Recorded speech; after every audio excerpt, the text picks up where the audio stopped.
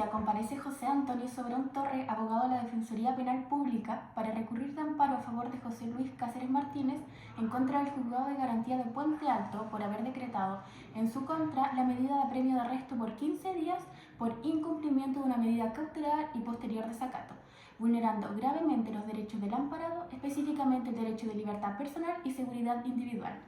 El amparado fue formalizado por dos hechos. El primero de ellos constitutivo de un delito de lesiones menos graves en contexto de violencia intrafamiliar y un delito de daños, y el segundo hecho constitutivo del delito de desacato y un delito de daños. En dicha audiencia, el Ministerio Público y la parte querellante solicitaron la medida cautelar de prisión preventiva respecto del amparado. El magistrado que dirigió la audiencia no decretó la medida de prisión preventiva y en su lugar decretó, a petición de la querellante, la aplicación de arresto de 15 días en virtud de lo establecido en el artículo 10 en relación del artículo 18 de la ley número 20.066. Además, decretó las medidas cautelares de arraigo nacional y prohibición de acercarse a la víctima, fijando audiencia para discusión de instalación de tobillera electrónica.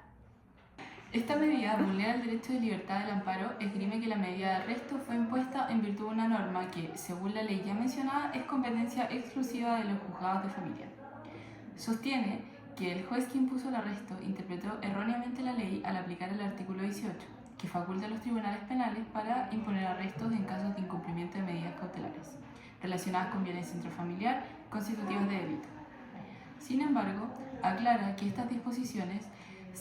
son aplicables únicamente cuando las medidas desacatadas han sido impuestas por un tribunal penal, lo que no ocurre en este caso, donde la medida cautelar fue decretada por un juzgado de familia. A pesar de que el amparado no tiene antecedentes penales, el tribunal le impuso el plazo máximo de arresto permitido. El Ministerio Público agrupó causas relacionadas con un hecho previo y formalizó al imputado por delitos de lesiones menos graves en contexto de violencia intrafamiliar, daños simples y desacato. Este último cargo se debió a la violación de una medida de protección decretada por el Juzgado de Familia de Puente Alto,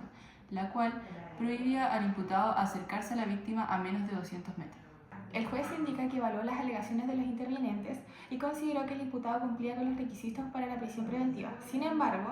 respecto a uno de estos requisitos para imponer la prisión preventiva, que trata sobre la necesidad de cautela determinando que la prisión preventiva sería desproporcionada, considerando que los delitos imputados no conllevan penas de crimen,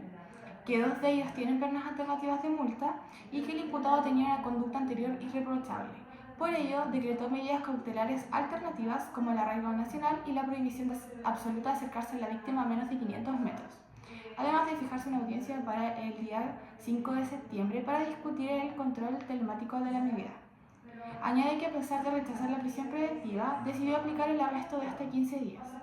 El mérito de los antecedentes y en base a lo dispuesto del artículo 10 de la ley mencionada, la disposición que se ubica en el párrafo segundo de la violación intrafamiliar de conocimiento de los juzgados de familia, el juez a su criterio advierte que la disposición se enmarca en el conocimiento de dichos tribunales y no en el marco de una medida cautelar decretada por un juzgado de garantía, estando este juez no facultado para imponer dicha medida. Por lo que se constata que tal decisión corresponde a un acto ilegal que contribuye a una afectación al derecho constitucional que sirve de fundamento a la acción deducida. Esto es el derecho de libertad personal y seguridad del individuo, reconocido en el artículo 19, número 7 de la Constitución Política de la República.